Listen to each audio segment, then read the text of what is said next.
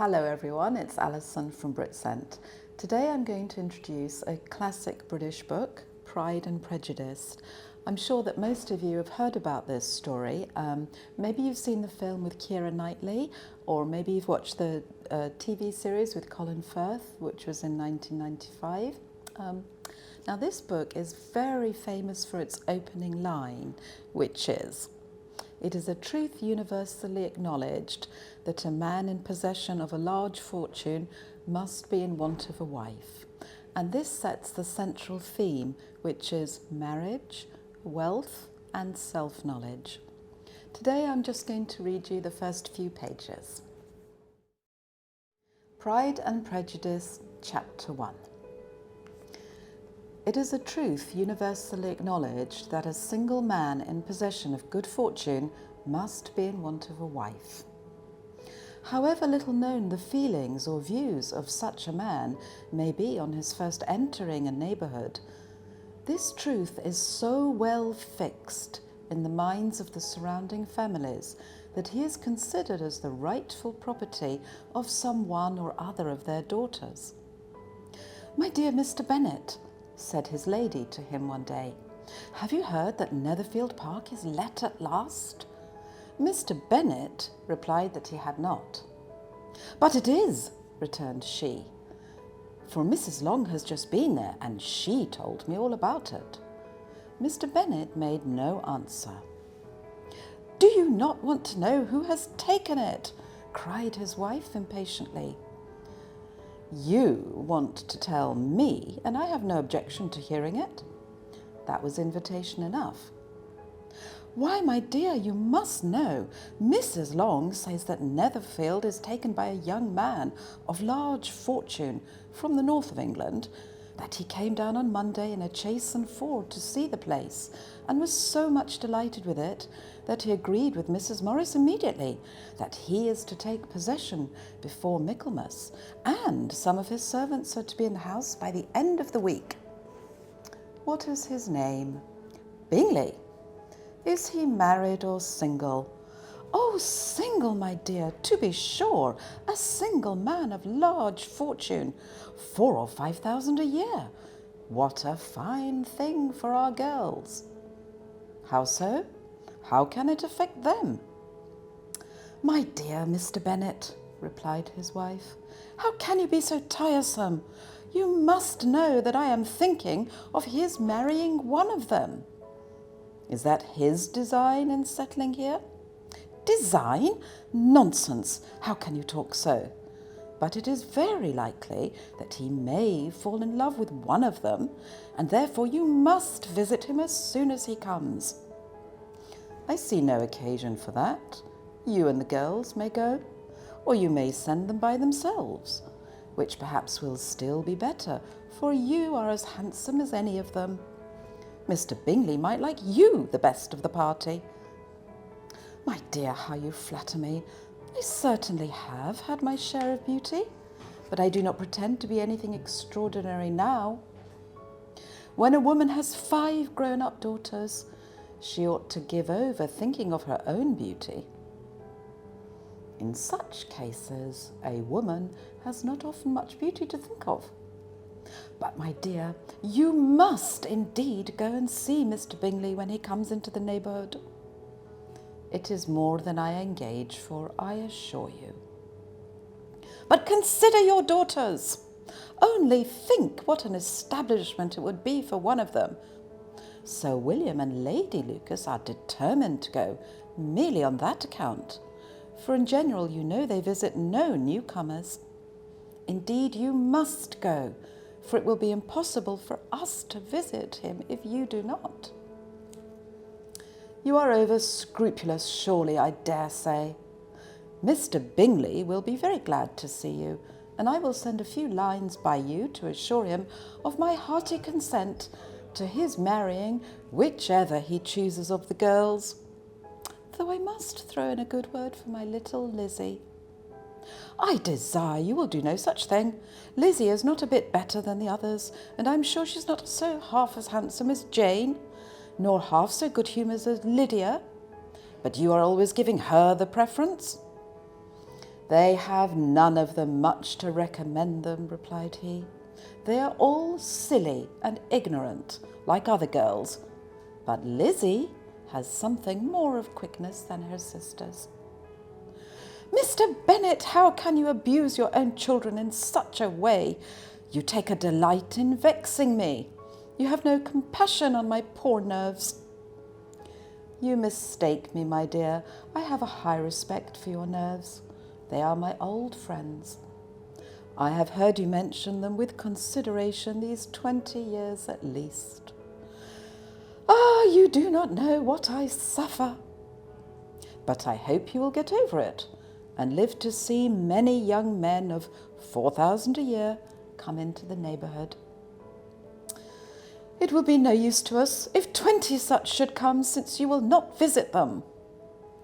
Depend upon it, my dear, that when there are 20, I will visit them all. Mr. Bennet was so odd a mixture of quick parts, sarcastic humour, reserve and caprice, that the experience of 23 years had been insufficient to make his wife understand his character. Her mind was less difficult to develop. She was a woman of mean understanding, little information, and uncertain temper. When she was discontented, she fancied herself nervous.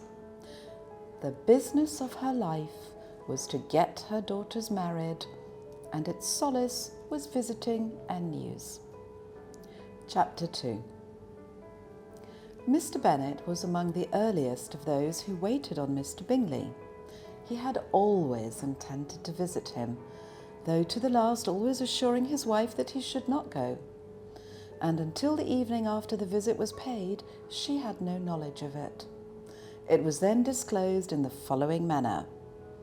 Observing his second daughter employed in trimming a hat, he suddenly addressed her with, "I hope Mr. Bingley will like it, Lizzie."